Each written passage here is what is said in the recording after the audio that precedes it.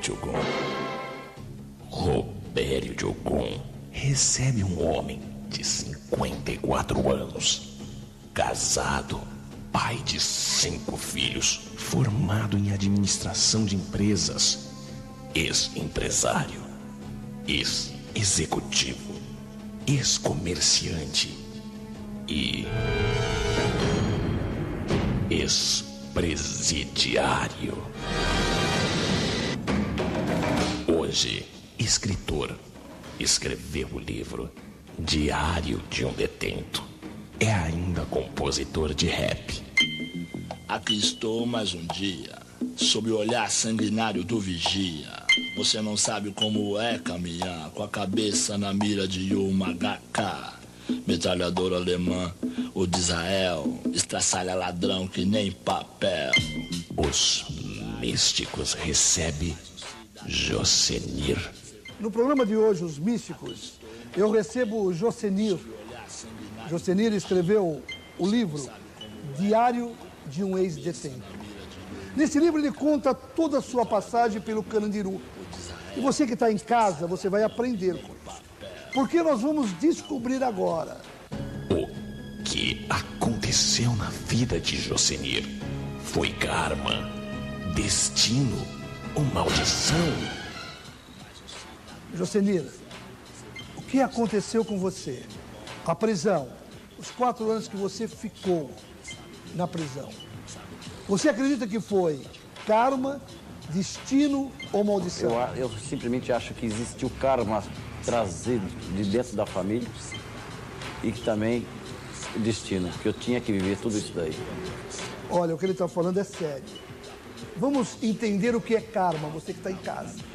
Vamos compreender agora o que aconteceu com o Jocenir. O Jocenir, num dia qualquer, né, Jocenir? Você lembra a data?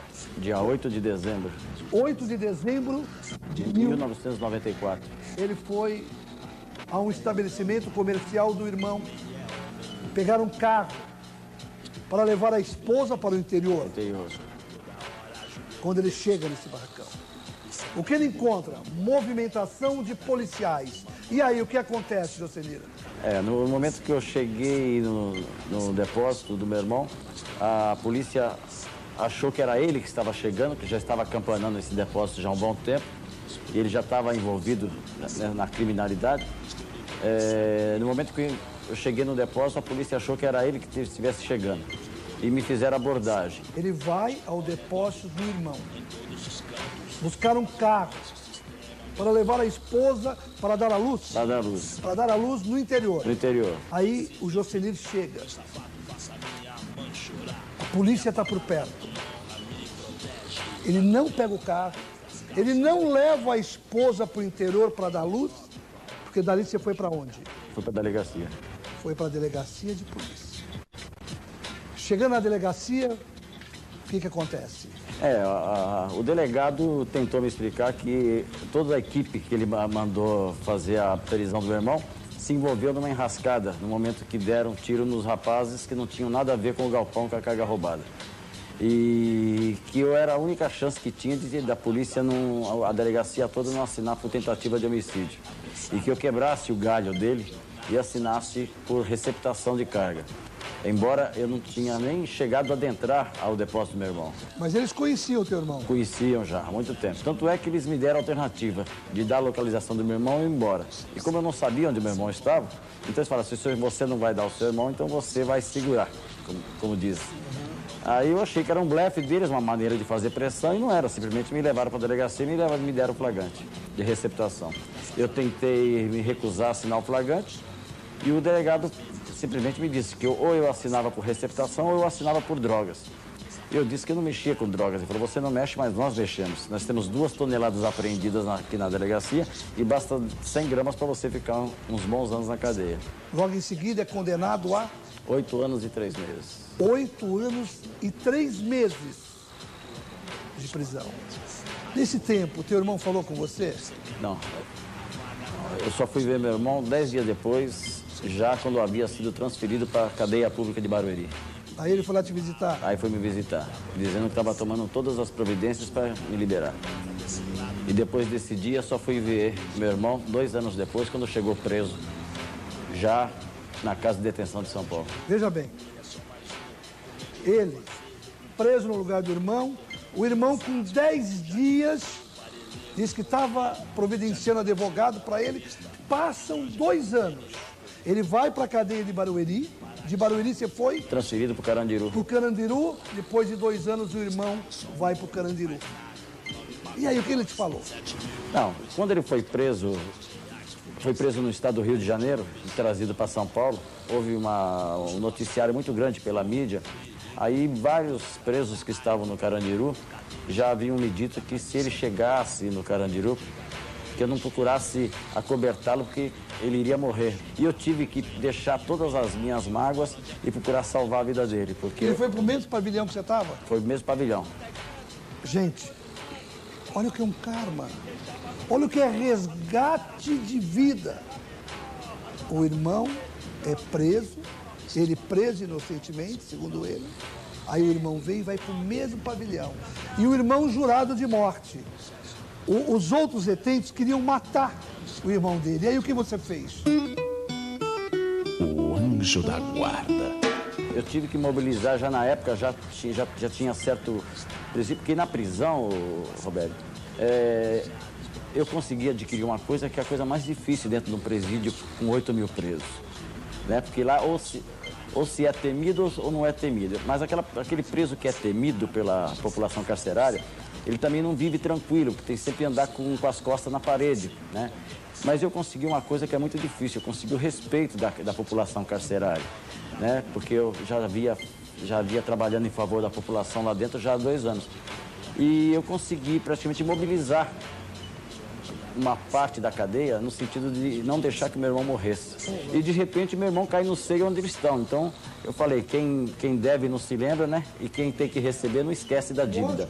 Então eu tive que mobilizar todo o meu prestígio, usar todo o prestígio que eu tinha perante a comunidade prisional, no sentido de não deixar ele morrer. E acabei conseguindo. Entendeu? Então ele só poderia sair da tela, transitar pelo presídio na minha companhia. Fora da minha companhia, ninguém respondia pela vida dele. E você transitava com ele? Todo dia de manhã cedo eu ia buscar ele na cela dele, levava ele para o campo para tomar sol e depois devolvia ele à cela. Quando ele tinha que receber visita, eu era obrigado a acompanhá-lo até onde estava a visita dele. Tá? Por quê? Porque qualquer preso estava proibido de se aproximar dele desde que eu estivesse na companhia. Então ele sobrevivia lá dentro? Em razão da minha presença. Será que o Jocenir teve que ser preso, passar por tudo isso, preso no lugar do irmão, ir para o presídio, ganhar prestígio, ganhar respeito, ser querido pelos outros detentos, porque o irmão chegaria ao presídio e poderia perder a vida? E ele, com essas amizades dele lá dentro, ele começava a blindar, a salvar a vida do irmão? Está pensando assim como eu? O amor ao invés do ódio. No primeiro dia de visitas que minha cunhada veio visitá-lo, eu havia dito a ela o seguinte, que ela procurasse o juiz corregedor e procurasse tirar ele daquele presídio, porque eu tinha uma solicitação de transferência para o interior e que se acaso eu fosse transferido de manhã, com certeza ele morreria à tarde, porque a vida dele só tinha validade naquele presídio na minha companhia. E ela acabou acreditando e procurou um juiz corregedor. E praticamente 36 dias depois dele chegar no Carandiru, ele foi transferido para um outro presídio de segurança, que é o COC, e 8 dias depois da transferência dele, foi transferido para a penitenciária de Avaré. Aí, Jocenir, o teu irmão... Bom, para você ganhar essa confiança, você escrevia a carta para os presidiários, para os parentes dos presidiários, eles pediam para você escrever? A verdade é o seguinte, que quase toda a visão que eu tinha do sistema carcerário é a visão que a sociedade tem, aquilo que o sistema transmite através da mídia. Só que quando eu cheguei lá, encontrei um mundo totalmente diferente, uma cultura totalmente diferente, e que ou se adaptava àquele mundo, àquela cultura, ou simplesmente não sobreviveria. Então, quando chegou a minha condenação de 8 anos e 3 meses, eu já estava sofrendo demais de discriminação por parte dos presos pelo fato de não ser bandido, nem nada. Então eu vi que eu tinha que fazer alguma coisa ali, que tomar alguma atitude, já que eu teria uma condenação longa a cumprir. Então eu tinha 3 alternativas, ou suicídio, ou eu seria mais um usuário de droga e deixasse acontecer. Usa muita droga? Muita. O consumo de droga lá é muito grande nos presídios. Ou senão eu procurava uma forma de conquistar a massa carcerária, tá? Deixar de ser discriminado. Porque no momento que eu era discriminado por aqueles que comandavam o presídio, ao mesmo tempo eu era alvo dos usuários de droga, que vinha em mim a galinha dos ovos de ouro para poder praticar extorsão. Então, no momento que eu estava passando por um pedaço, uma situação dessa, eu vi que eu tinha que tomar alguma atitude. Então, eu percebi na minha cela a dificuldade que um companheiro de cela tinha para escrever uma carta. Quer dizer, havia passado 2 horas e mal tinha escrito 2 linhas. Então, eu me propus escrever uma carta. Então, ele começou a me dizer o que ele queria dizer na carta, e eu senti que existia uma animosidade entre ele e a namorada, que haviam brigado no dia de visita, e que ele estava tentando reconquistá-la. Acertar que ele não entendia. Eu peguei e escrevi uma carta, usando as minhas palavras, mas dentro do pensamento dele, e no final pedi a ele que se podia fazer um versinho, arroz com feijão, rimado, alguma coisa que pudesse ajudar na carta. Ele falou que poderia ser feito. Eu escrevi a carta, ele pôs no envelope e mandou. Quando chegou no dia de visita, a namorada voltou e queria saber quem escreveu a carta, quem fez aquele poema. Então ele veio todo orgulhoso. E assim começou a acontecer com outros presos. Primeiro na minha cela, depois no meu pavilhão, até que tomou o presídio inteiro. Então eu comecei a fazer poemas de tudo quanto é sorte, para namorada, para mãe, para pai, datas festivas, dia de Natal, dia dos namorados, tudo eles me pediam. E até por terapia, para mim, me ajudava, porque eu começava até nos momentos que eu estava sozinho a escrever poemas. Aí você já era um poeta lá dentro. Eu comecei porque esse livro de terapia ocupava a minha mente, né? Porque a verdade é que a ociosidade é a ferramenta do diabo, já se dizia, né? E no lugar daquele, então, gera muita maldade, né? Então eu procurava ocupar a minha cabeça e sabia que aqueles cadernos ia ter uso. Então chegou uma hora que eu comecei a encher cadernos e aqueles cadernos andavam pelos presídios todos. E de forma que isso aí, ao mesmo tempo que eu ocupava o meu tempo e era uma terapia, me trazia simpatia e proteção. Então chegou um determinado momento que os usuários de droga queriam distância de mim, porque era só um encostar para conversar comigo, vinham vários perguntar se estava acontecendo algum problema. Você passou a ter uma proteção. Uma proteção. Então ninguém mexia comigo ali. Então tinha aquilo, não mexa com ele, senão mexe comigo. A maioria vai em cima. Vai em cima, entendeu? Tá, então você ganhou uma liderança. Mas conta para nós, qual foi assim a carta que você escreveu que mais te comoveu? Teve um preso que morava no mesmo, não morava na minha cela, mas morava no mesmo pavilhão, que pediu para conversar comigo em particular, mas ali ele não aguentou e começou a chorar, dizendo que ele houve uma discussão séria com a mulher dele no dia de visita e que ele acabou ofendendo ela, que ele estava desconfiado que ela pudesse estar agindo mal no lado de fora e acabou magoando ela e já faziam 3 ou 4 visitas que ela não vinha. Então eu escrevi eu fiz um tipo de uma declaração, que ela é pequena, mas é singela, que posso até dizer para você. Gostaria. Que eu dei o nome de Desejo, que fala, né? Ao te ver pela primeira vez, desejei conquistar seu corpo. Foi atração. O tempo passou e desejei conquistar seu coração. Foi por paixão. E hoje eu desejo conquistar seu espírito, porque eu não quero tê-la somente nesta vida, mas sim eternamente. Então, muito bonito. Isso aí eu escrevi, ele mandou e ela voltou para ele e ele ficou radiante de alegria. Lógico. E foi a pessoa praticamente que mais fazia meu nome dentro do presídio. Me defendia, entendeu? Era um líder. Era um líder lá Chamado dentro, um líder, e ele praticamente taxou uma ordem lá, que quem tentasse qualquer coisa comigo ia se ver com a maior parte da cadeia. Por que eu entrei nesse assunto com o Jocenir? Para você entender por que ele, dentro do Carandiru, ele se tornou líder. Olha como ele foi iluminado. Seus versos, sua caligrafia, sua caneta, o papel, o seu tempo. Isso chama-se dedicação, amor ao próximo. Deus existe e seu amor prevalece.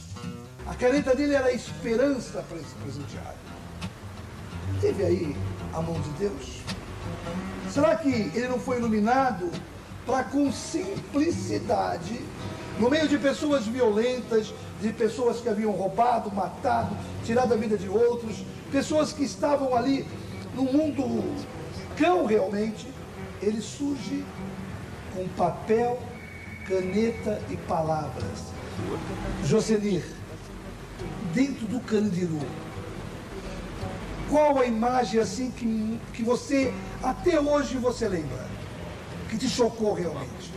A fragilidade da vida humana, né? Você vê que a nossa vida não vale nada, porque lá é um local que morre-se por pouco e mata-se por nada.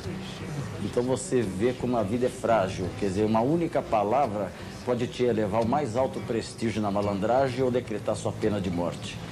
Então, todos os dias você via cadáveres, ouvia alguém agonizando e não podia ajudar. Porque se você tentasse ajudar aquele que estava agonizando, que levou uma facada, você estaria comprando a briga também. E numa situação dessa, quando você vê que vai acontecer, você é obrigado a se desligar e se retirar. Porque senão você vai ter que ficar e segurar pelo homicídio. Dentro dos presídios vão padres, pastores, espíritas, vão muitos religiosos. Muitos religiosos. E há respeito com eles? Existe, e tanto é que o único respeito que existe realmente são pelas religiões. Pelas religiões.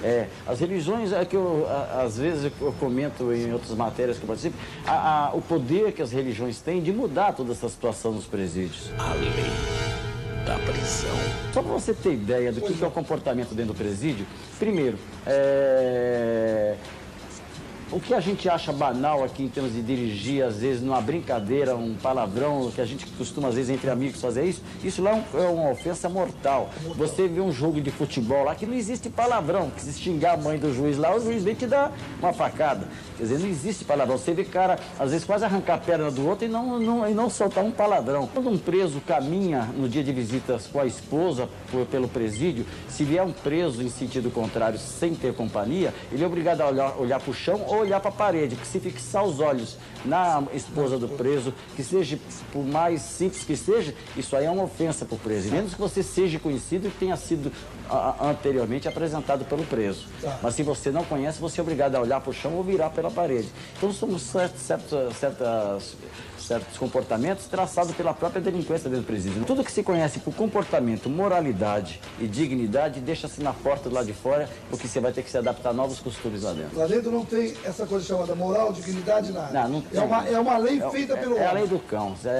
Lei do cão. Hoje, fazendo uma retrospectiva de toda a minha vida que eu passei, realmente eu vejo como Deus esteve presente comigo, né? Porque é verdade que ultrapassar toda essa cultura, esses comportamentos, não foi fácil.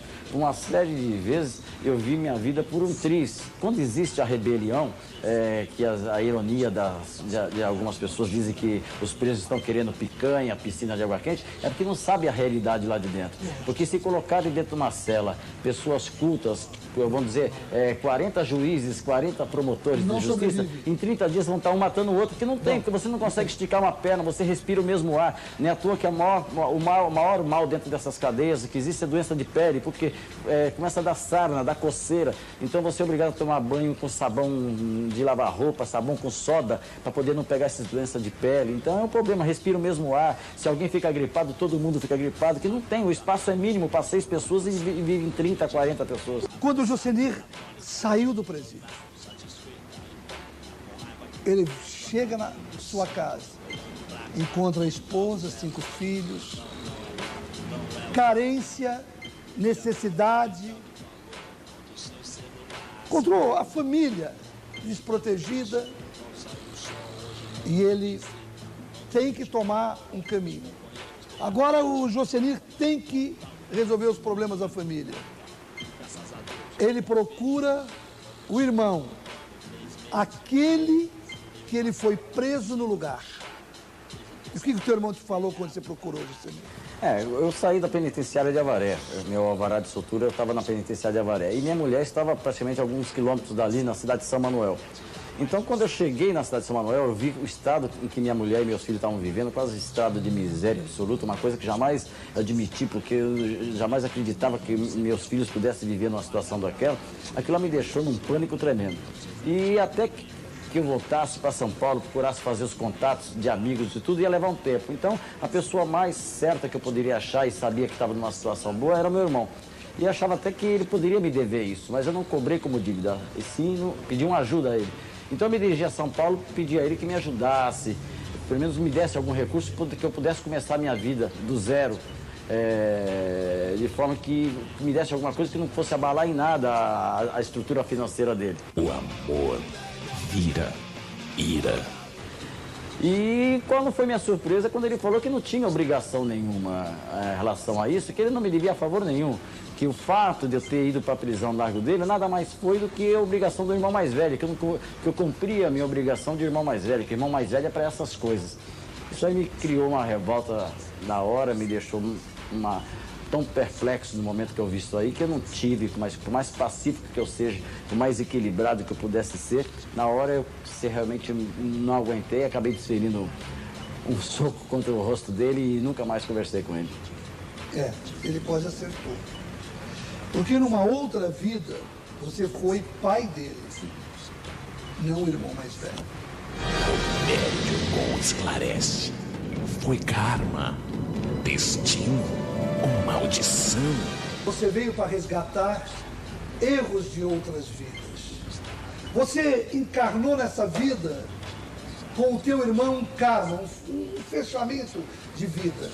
E vocês acabaram numa discussão, numa briga, um tirando a vida do outro. E vocês vieram nesta vida para cumprir esse resgate. Você concorda comigo que tudo isso foi um karma ou não? Eu acredito que tenha sido karma.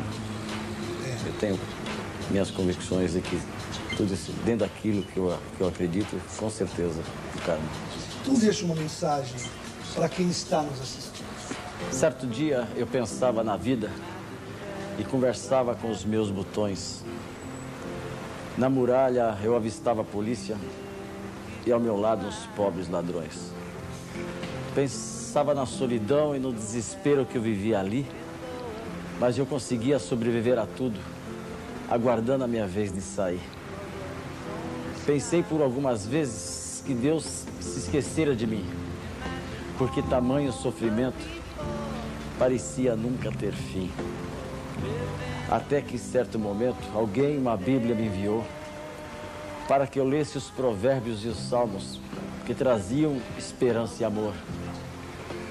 Não dei nenhuma importância porque minha fé estava abalada, mas não sabia que lá na frente uma surpresa me aguardava. No momento de desespero, na Bíblia, Jesus procurei, tentando salvar minha fé ou a minha vida, não sei. E de forma surpreendente, naquele momento eu percebi que a quem eu procurava, todo o tempo estava ali. E me disse Jesus calmamente que na prisão ele me guardava, pois estando em liberdade, uma tragédia me esperava. Acredites no futuro, me disse, e lembre-se do Criador, pois ele jamais abandona os seus filhos em tempos de dor. Siga em frente e não pense que por um só segundo eu te abandonei.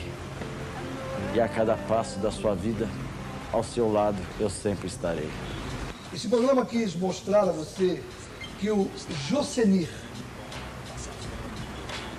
embora por tudo que ele passou, ele é feliz. Ele acredita no amanhã.